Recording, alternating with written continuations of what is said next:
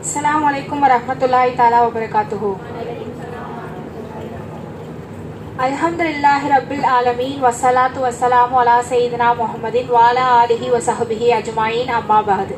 அளவற்ற அருளாளனும் நிகரற்ற அன்புடையவனும் ஆகிய அல்லாஹ்வுக்கே எல்லா புகழும் சாந்தியும் சமாதானமும் நமது தலைவர் முகமது நபி ஸல்லல்லாஹு அலைஹி வஸல்லம் அவர்களின் மீதும் அவர்களுடைய குடும்பத்தாரின் மீதும் அவர்களை அப்படியே பின்பற்றி வாழ்ந்த சத்திய சஹாபாக்களின் மீதும் அவர்களுடைய நண்பர்களின் மீதும் மேலும் இங்கு கூடியிருக்கும் நாம் அனைவரின் மீதும் உண்டாகுமாக. இன்று நான் பேச உள்ள தலைப்பு செல்வம் ஒரு சோதனையே.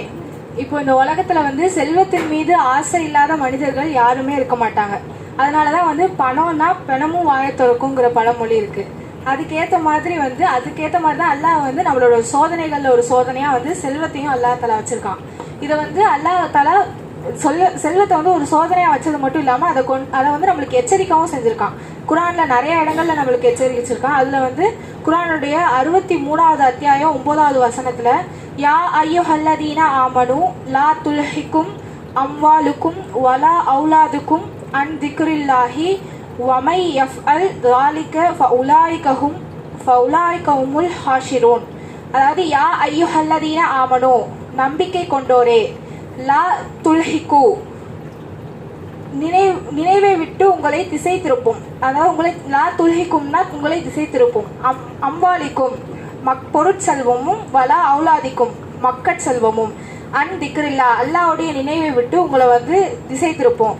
வமை யஃப்அல் ذلك இதை யார் செய்கிறார்களோ ஃபஉலாயிக ஹுமுல் ஹாஷிரூன் அவங்க நஷ்டம் அடைந்தவர்கள் அப்படின்னு சொல்லி அல்லாஹ் தஆலா குர்ஆன்ல நம்மளுக்கு எச்சரிக்கை செஞ்சிருக்கான். அப்போ பொருட்செல்வத்து மேலேயும் மக்கள் செல்வத்து மேலேயும் நம்ம வைக்கிற பிரியத்தினால நம்மளோட அல்லாஹ்வின் மேல இருக்க நினைவை அல்லாஹ் தஆலா நம்மளுக்கு போகப்பட்டுருது. அப்படி போகப்பட்டுச்சுன்னா அது செல்வத்தை அடைஞ்சாலும் நம்ம தான் நஷ்டவாளிகளா இருப்போம்.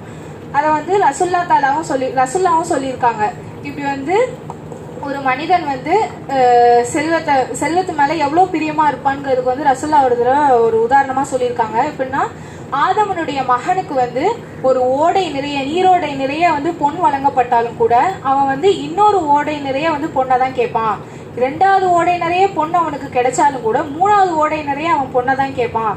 அதனால ஆதமினுடைய மகனின் வயிற்றை மண்ணை கொண்டே தவிர வேற எதை கொண்டும் நம்மளால அடைக்க முடியாது அப்படின்னு சொல்லியிருக்காங்க. அதே மாதிரி இந்த மாதிரி பேராசைங்கிற பாவத்தை விட்டு நம்ம பாவ மன்னிப்பு கேட்டு நல்ல வழியில திரும்பினா அல்லாஹ் தஆலா நம்மளோட கோரிக்கைகளை நிறைவேற்றி வைப்பானோ ரசூல்லா சொல்லியிருக்காங்க. அப்போ இதுக்கேற்ற மாதிரிதான் இப்போ இந்த காலத்துல எல்லாம் நடந்துட்டு இருக்கு. அது நடக்கிற காலமா தான் இருக்கு. இப்போ என்னன்னா ஒரு மனிதர்கிட்ட ஒரு 10 லட்ச ரூபாய் இருக்கு அப்படின்னா அவர்கிட்ட போய் இன்னொரு 10 லட்ச ரூபாய் உங்களுக்கு வேணுமா அப்படின்னு கேட்டா அவர் வேணான்னு சொல்ல போறது இல்லை. கண்டிப்பா எனக்கு வேணும் தான் சொல்லுவாரு.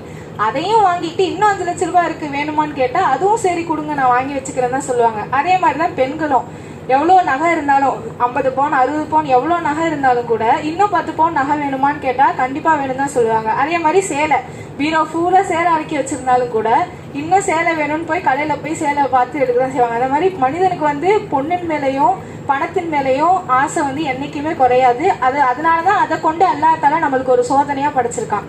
அதே மாதிரி ஒரு தடவை ரசூல்லா சொல்லியிருக்காங்க ஒவ்வொரு சமுதாயத்திற்கும் ஒவ்வொரு சோதனை உண்டு. அந்த மாதிரி என்னுடைய சமுதாயத்திற்கு செல்வம் தான் சோதனை அப்படின்னு சொல்லி ரசூல்லா சொல்லியிருக்காங்க.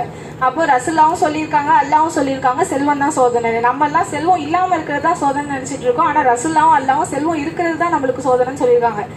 அப்போ ரசூல்லா சொல்லியிருக்காங்க இதுக்கு முன்னாடி ஒவ்வொரு இதுக்கு முன்னாடி இந்த எல்லா கூட்டத்தார்களுக்கும் உங்களுக்கு முன்னாடி இருந்த எல்லாருக்குமே உலக செல்வம் நிறைய விஸ்தீர்ணமா கொடுக்கப்பட்டது. அதை கொண்டு அவங்க போட்டிட்டு கொண்டார்கள். அவங்க எல்லாரும் சண்டை போட்டுக்கிட்டாங்க அந்த செல்வத்துக்காக. அதே மாதிரி நீங்களும் சண்டை போட்டு அவங்க அதனால அல்லாஹ்வுடைய நினைவை விட்டு திரும்பி விட்டாங்க. அதே மாதிரி நீங்களும் திரும்பி விடுவீங்களோன்னு எனக்கு பயமா இருக்குன்னு ரசூல்லா சொல்லியிருக்காங்க. அது என்ன சொல்றாங்க, இதுக்கு முன்னாடி பல கூட்டத்தார்கள் இருந்திருக்காங்க. அதுல ரொம்ப நல்லா எல்லாருக்கும் தெரிஞ்சது ஆது கூட்டத்தார்களும் சமூது கூட்டத்தார்களும்.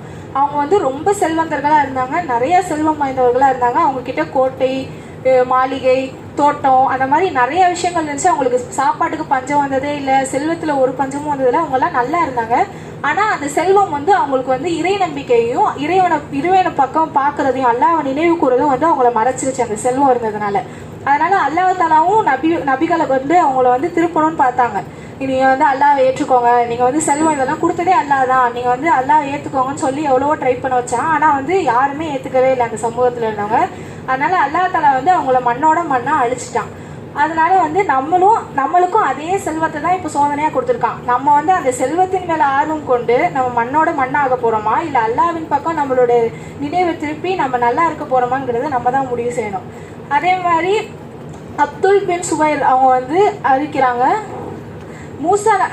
மூசா நபியோட காலத்துல வந்து காரூன் என்ற மனிதன் ஒருத்தன் வாழ்ந்துட்டு வந்தான். நம்ம வந்து இப்படி சொல்றோம்ல, இப்போ வந்து யானை வரும் முன்னே மணி யோசை வரும் பின்னேன்னு சொல்லுவாங்க. அதே மாதிரி இப்போ புது மொழியா வந்து இது செல்வம் வரும் முன்னே பெருமை வரும் பின்னே. அப்போ வந்து செல்வம் நம்ம சின்ன வயசுல இருந்து படிச்சதெல்லாம் நம்ம எப்படி நம்மளுக்கு சொல்லிக் கொடுத்தது என்ன, எல்லா புகழும் அல்லாஹ்வுக்கே தான் நம்மளுக்கு சொல்லிக் கொடுத்து வளர்த்துருக்காங்க. அப்போ நம்மளுக்கு செல்வம் வந்தாலும் அதுக்கும் காரணம் அல்லாஹ் தான். ஆனா செல்வம் வர வர வர மனுஷனுக்கு வந்து பெருமை அதிகமாயிட்டே போயிடும். அப்போ வந்து என்ன சொல்லுவான், நான் கஷ்டப்பட்டு சம்பாதிச்சேன், என்னாலதான் இந்த செல்வம் வந்துச்சு, நான் தான் இந்த செல்வத்துக்கு காரணம்ங்கிற பெருமை அதிகமாயிடும்.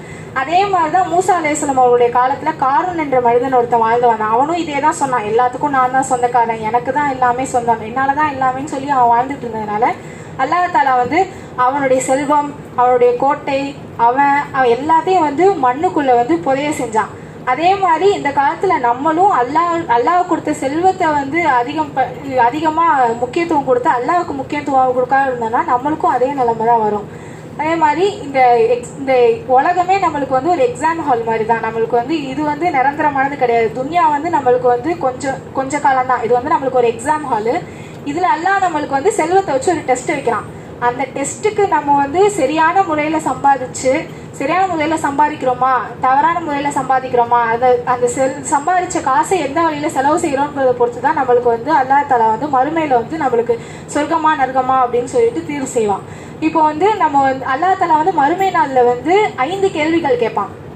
ஒண்ணு வந்து உங்களோட இளமை காலத்தை வந்து எங்க கழிச்சீங்க, இன்னொன்னு உங்களோட இளமை காலத்தை வந்து எப்படி கழிச்சீங்க, நீங்க வந்து எப்படி செல்வத்தை சம்பாதிச்சீங்க, அந்த செல்வத்தை எவ்வாறு செலவு செஞ்சீங்க, அதுக்கப்புறம் உங்களுக்கு நான் கல்வி அறிவு கொடுத்தேனே அந்த கல்வி அறிவை வந்து கொண்டு நீங்க எப்படி வந்து எல்லாருக்கும் உதவி செஞ்சீங்க அப்படின்னு 5 கேள்வி கேட்பான். இந்த 5 கேள்விக்கும் பதில் சொன்னாதான் நம்மளோட காலே ஒரு அடி கூட எடுத்து வைக்க முடியும், இல்லைன்னா நம்ம கால் நகரவே நகராது. அப்ப மறுமையில நம்ம கேட்கக்கூடிய மிகப்பெரிய கேள்விகள்ல 2 கேள்வியா நம்மளுக்கு வரக்கூடிய செல்வம் சம்மந்தப்பட்டதான். அப்ப செல்வம் ஒரு சோதனையா தான் நம்மளுக்கு அல்லாஹ் தஆலா கொடுத்துருக்கான். நம்ம செல்வத்தை வந்து எப்படி சம்பாதிக்கிறோம்ங்கிறதும் முக்கியம், அந்த செல்வத்தை எப்படி செலவு செய்யறோம்ங்கிறதும் முக்கியம்.